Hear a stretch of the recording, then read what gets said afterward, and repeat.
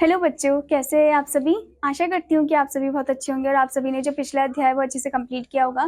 तो चलिए अब हम चलते हैं हमारे 23वें अध्याय पर, जो कि है साहित्यिक शब्द। तो यहाँ पर आपसे कुछ क्वेश्चन पूछा गया है, निम्नलिखित के लिए एक शब्द लिखिए। तो निम्नलिखित के लिए आपको एक शब्द लिखना है। फर्स्ट क्वेश्चन आपसे क्या पूछा गया है? फर्स्ट क्वेश्चन आपसे पूछा गया है विद्वान लोगों का मान्यता प्राप्त समाज। तो वो है अकेडमी, और आप ब्रैकेट में लिखोगे विंध्य परिषद। ओके। नेक्स्ट आपसे क्या पूछा गया है? किसी व्यक्ति के जीवन का इतिहास जो किसी दूसरे व्यक्ति द्वारा लिखा गया हो। कोई ऐसा व्यक्ति जिसके जीवन के बारे में, लाइफ के बारे में किसी दूसरे व्यक्ति ने लिखा हो, तो उसे हम बायोग्राफी बोलते हैं। तो आप सेकंड ब्लैंक में लिखोगे जीवनी, यानी कि बायोग्राफी। ओके। नेक्स्ट आपसे पूछा गया पुस्तकों की सूची। पुस्तकों की सूची के लिए कौन सा वर्ड हम यूज करेंगे? सिंगल वर्ड, वो है पुस्तक सूची। आप क्या लिखोगे? पुस्तक सूची।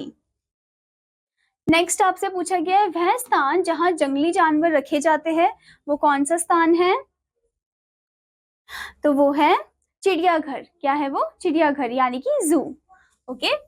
नेक्स्ट आपसे पूछा गया है वह बच्चा जिसके माता पिता मर गए हो। तो आप फिफ्थ ब्लैंक में लिखोगे अनाथ। क्या लिखोगे आप? अनाथ, यानी कि ऑर्फन। ओके। नेक्स्ट आपसे पूछा गया है वह व्यक्ति जो भगवान में विश्वास नहीं करता। तो आप लिखोगे नास्तिक। आप क्या लिखोगे? नास्तिक। ओके। नेक्स्ट आपसे पूछा गया है किसी विशेष विषय पर किसी व्यक्ति द्वारा थोड़े शब्दों में अपने व्यक्तिगत विचार रखना। तो इसे हम क्या बोलेंगे? इसे हम बोलेंगे निबंध। क्या बोलेंगे हम? निबंध, यानी कि एस्से। ठीक है। नेक्स्ट आपसे क्या पूछा गया है? लिखाई का एक हल्का दिलचस्प भाग जो लोगों को हंसाता है। तो वो क्या है? वो है प्रहसन, यानी कि जोक्स। ओके। तो आप क्या लिखोगे? प्रहसन। ओके।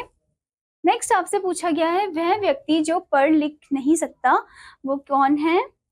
तो आप नाइन्थ में लिखोगे अनपढ़, यानी कि इलिटरेट। ठीक है।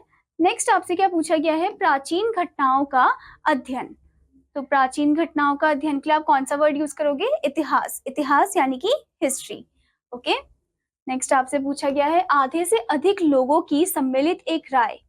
तो उसे हम क्या बोलते हैं? उसे हम बोलते हैं बहुमत। ठीक है, बहुमत।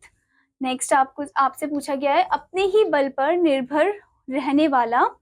तो उसे हम क्या बोलते हैं? जो अपने ही बल पर निर्भर रहते हैं उसे हम बोलते हैं स्वावलंबी। क्या बोलते हैं? स्वावलंबी।